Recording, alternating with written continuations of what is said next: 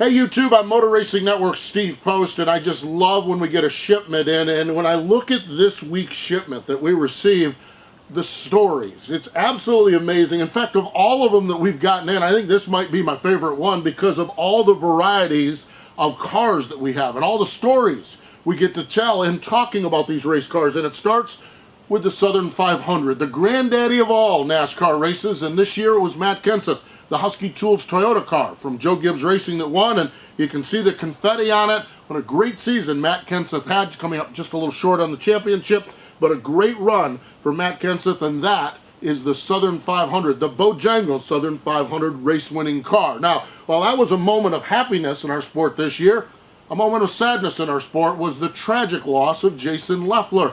Died in a sprint car accident up in New Jersey, and we tragically mourned Jason during the summer months. And Denny Hamlin's team, the FedEx team, they went back old school with the paint scheme on this 1/24th diecast car, and this was the original FedEx paint scheme. Jason Leffler, the original driver of the FedEx Toyota for Joe Gibbs Racing, and it says left turn above the window. This was the Jason Leffler tribute car that we had this season, and it is absolutely wonderful. And again, a great, in this case, sad story to tell going along with this car. David RAGAN, what a year. Talk about great stories. Here's the CSX car that he ran earlier this season, the great Ford from Front Row Racing, and these guys did a wonderful job all year, and David has a lot of good tales to tell from the 2013 season. The Exalta Standox car of Jeff Gordon, the Exalta coming in as the sponsor. The same company, basically. They bought out DuPont, so it's a continuation of the sponsor, but the DuPont name no longer on the car. It's Exalta. And this is what Jeff Gordon had and raced earlier this year.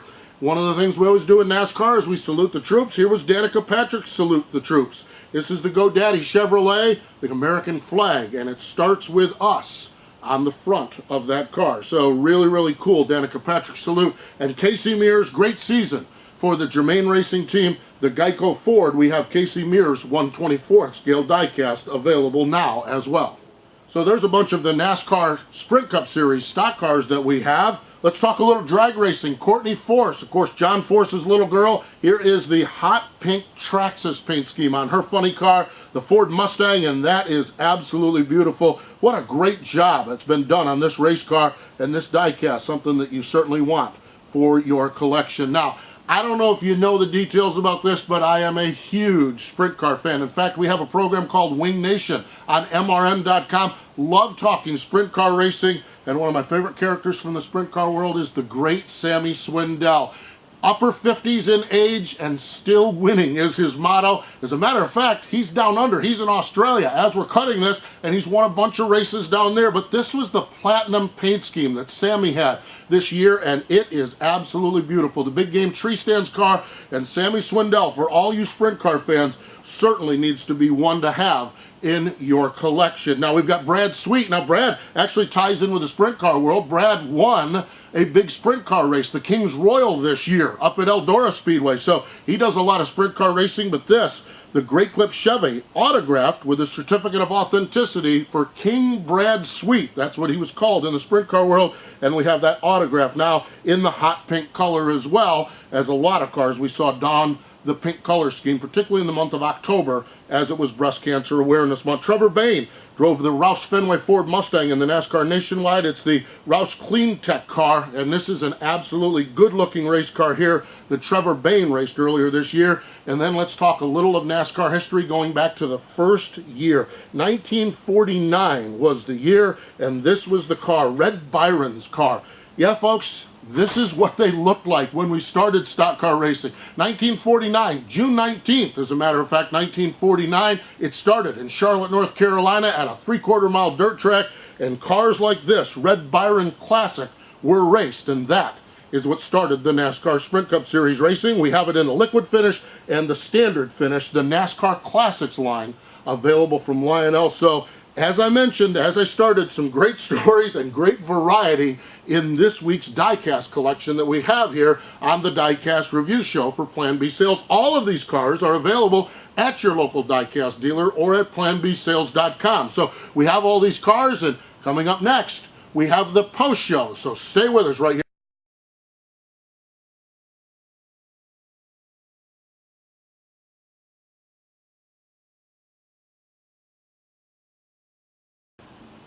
Hey everyone, it's time for the post show, and this is how this works here on our YouTube channel. The questions right down below. Type your question in, and who knows, maybe in the next post show we'll get a chance to answer it right here on the YouTube video. We love getting your questions, whether it's diecast related or just racing. I could talk racing all day long. Race Day 2011 writes in and says, Steve, I love the show and I always listen to MRN broadcasts when I go to the nationwide race at Dover. Well, first off, we appreciate you tuning in here on YouTube and to our MRN broadcast. Out of all the times you've covered Dover, what is your favorite memory being at Dover? And you know, I love going to the Monster Mile, and I think the reason I love it is working pit road at Dover, you get to see some amazing things, and when those cars just rocket up off from turn number 4, first off, we're so close to them, we get to see the speed, but second off, it just seems like every car is on the edge. As a matter of fact, you see the drivers and you can see their hands sometimes just twitch as they're in there, and you know that they are just absolutely hoping not to bite a concrete wall down that front straightaway. So I just love that aspect of Dover. When I look at specific memories, I think about a Greg Biffle win, and I don't remember the year. It was a couple of years back. A buddy of mine, Doug Richard, was the crew chief on the car at the time, and I remember Biffle scored the win, and I think it was in a chase format, if I'm not mistaken, and Biffle just proceeds to go and do the most amazing celebration. And he absolutely just backed the car right into the fence and trashed a perfectly good race car. So victory lane was a little awkward there because if you know anything about Jack Roush, you know he doesn't like wrecked race cars, particularly wrecked race cars in victory lane that are done by post-race shenanigans. So I think memories like that are things that stand out to me, and I just love going to the Monster Mile. Vogel Elliott writes in, how long do you think Trevor Bayne will be around in the sport? Due to his MS, you know, and I just don't really know the answer on this one. It's a sad story, of course. Anytime that anybody, whether it be a high-profile athlete or anybody, is diagnosed with a disease, it's really tough to say what the future holds because our bodies handle everything differently. I will say this, we are in 2013, headed to 2014, and it's amazing the doctor skills that we have and the technology we have in medicine, and I know that they will work to make sure Trevor Bayne can race as long as he possibly can. What a tremendous ambassador, Daytona 500 winner for the sport, and we're just going to have to leave that one in the hands of doctors and in the hands of how that disease and how his body reacts. And I think that's a question that nobody knows because all of us are built just a little bit differently, but we certainly send our thoughts and prayers for Trevor as he continues to fight this disease and continues to race on. And what a great, great, great young man Trevor Bayne is, and like I said, what a great ambassador for the sport he's been, so we certainly wish him the best, and I hope, Vogel Elliott, that I can tell you he'll be racing for a long, long time, and I know that's what Trevor hopes as well. Final question this time is my Dale Jr. 88 fan, and this is a question we've all been asking. What do you think about Kevin Harvick and Kurt Busch going to Stewart-Haas Racing? First off, if you're Stewart-Haas Racing and you get a chance to get a champion in Kurt Busch and a championship contender every year in Kevin Harvick, you jump all over it because you just can't beat experience. You just can't beat how good Kurt Busch and Kevin Harvick are behind the wheel of the race car. Now, the challenge is going to be with their attitudes and their personalities, and both of them, I love it because racing, the great thing about racing is that our guys like Kevin Harvick and Kurt Busch have the attitude, I want everything, I want to win, and I will spare no expense at doing it. Where this gets interesting is they're on the same team.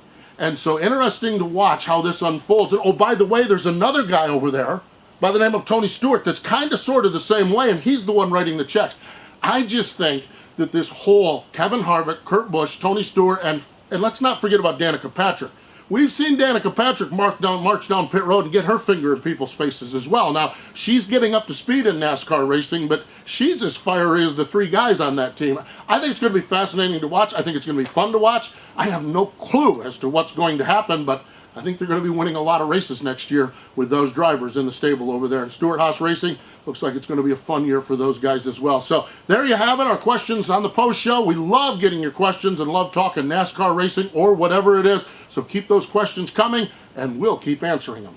We love that you guys are getting involved with us here on YouTube. We have the comments below. Feel free to mention your comments here. Follow us on Twitter at Plan B Sales, and we'll keep you informed on what we have. And please get some back and forth conversation going because we love talking racing and love talking with you race fans out there, and we appreciate the business you do give us.